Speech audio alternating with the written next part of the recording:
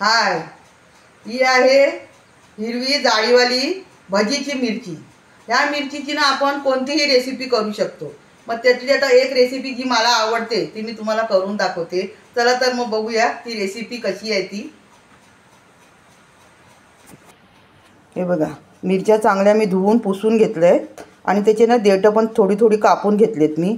आज मी याचं करणार आहे भरलेली मिरची। त्याच्या बिया काढून घेणार मी।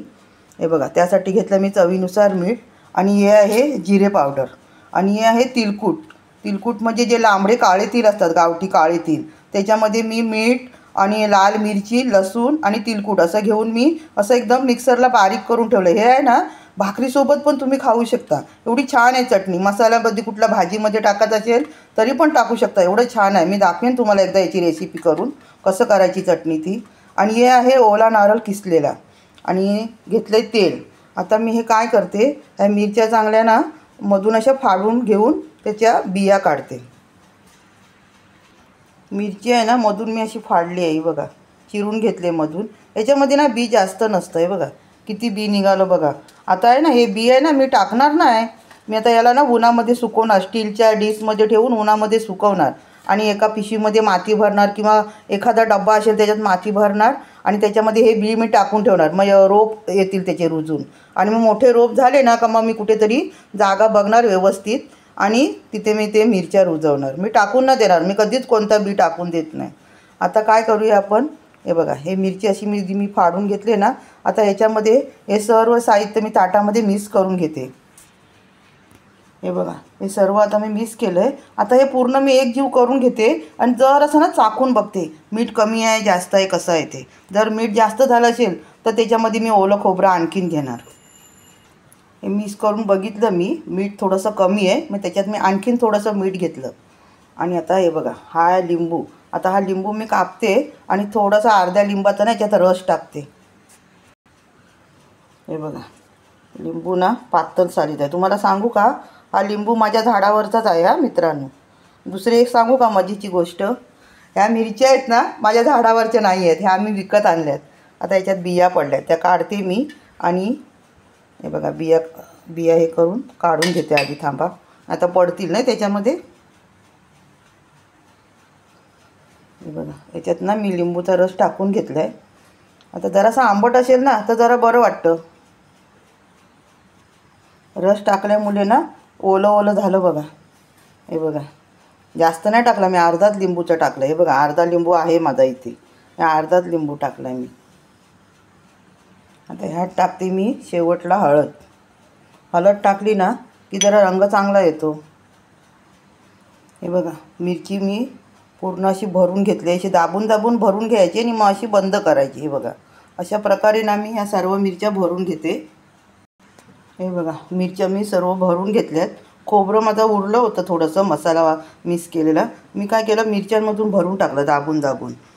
जाऊ दे, काय होतंय ना। आणि जरी राहिलं जास्त असं खोबरं तुमचं कधी असं मिरची करताना तर काय काळजी करण्याची गरज नाही, ते ठेवून द्यायचं। तुम्ही पालाभाजी वगैरे कोणती पण कराल ना त्याच्यात टाकायचं, एकदम मस्त होते भाजी। आता मी बघा हे कढई ठेवली, ही माझ्याकडे जाड कढई आहे। कढई ठेवली तापाला, हे बघा गॅस चालू केलं आहे मी, कढई तापाला ठेवली। आता त्यात टाकते मी तेल जरासं जास्त टाकायचं म्हणजे मिरच्यांना पूर्ण जरा लागलं पाहिजे वरसर। आणि जर तेल राहिलं ना कढईमध्ये, आपण मिरच्या काढून घेतल्या आणि कढईमध्ये तेल जर राहिलं तरी पण काळजी करण्याची गरज नाही, तुम्ही त्याच्यामध्ये कोणती पण भाजी वगैरे करू शकता। आपण तर हळद मीठ मसाला वगैरे टाकतोच ना कोणत्या पण भाजीमध्ये। तर तेल जरा गरम होऊ दे।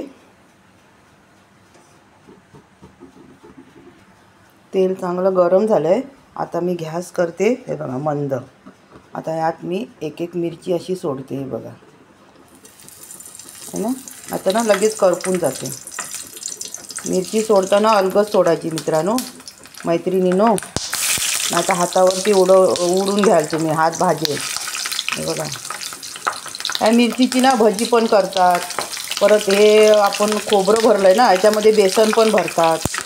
पण बेसन भरलेलं ना आपण जास्त दिवस ठेवू शकत नाही, आपल्याला पाहिजे तेव्हाच आपण लगेच करून खाऊ शकतो। नाही तर ना बेसन आता नरम होतो आणि मिरची खराब होते। आता हे तुम्ही ना 2 दिवस पण ठेवू शकता। आता यावर ना मी झाकण ठेवते जरा। गॅस मंदच ठेवायचा. हे बघा,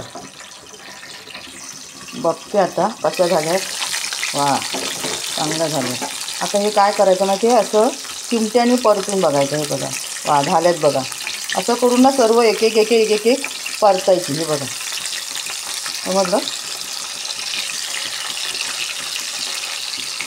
दाखवते तुम्हाला सर्व परतून. हे बघा, सर्व परतून घेतले आहेत मी. आता अजून एका बाजूला होते. आपल्याला ढाकण याच्यावरती याच्यासाठी ठेवायचं आहे की ते ना उडतात बिया अंगावरती, म्हणूनसाठी. हे जर तुम्हाला आहे ना शेतात जाताना तुम्हाला भाजी करायला वेळ नसेल तर ही असेल मिरची जर तळलेली आपल्याकडे ना, ही मिरची, कांदा आणि ते तिलकूट आणि भाकरी, एक नंबर भाजी फेल आहे याच्यासमोर. तुम्ही टिफिनमध्ये पण एक असं तोंडाला लावायसाठी, म्हणजे काहीतरी चक्कट, म्हणजे असं त्याच्यासाठी पण एक मिरची तुम्ही घेऊन जाऊ शकता. खराब नाही होत ती. भरलेली खोबरा तिलकुटची मिरची तयार आहे. आता हे तुम्हाला मी सर्व करून दाखवते. आता गॅस करते मी बंद. हे बघा, मस्त झाले. जास्त जर आपण केली ना तर आतमधलं खोबरं वगैरे जळून जाणार आणि मग कडू लागणार. कसं वाटलं मित्रांनो? बघूनच पाणी सुटलं ना तोंडाला. वा, मस्त एकदम. असं ना काहीतरी करून ठेवायचं. समजा कधी भाजी नसेल तर चला मिरची, लोणचं, पापड, डाळ, जर भाजी करायला कंटाळा आला तर असं करायचं. मस्त वाटतं बघा. झणझणीत गावरान मिरची तयार. तुम्ही पण असं एकदा करा. टिफिनला पण घेऊन जावा आणि माझी आठवण करा नक्की.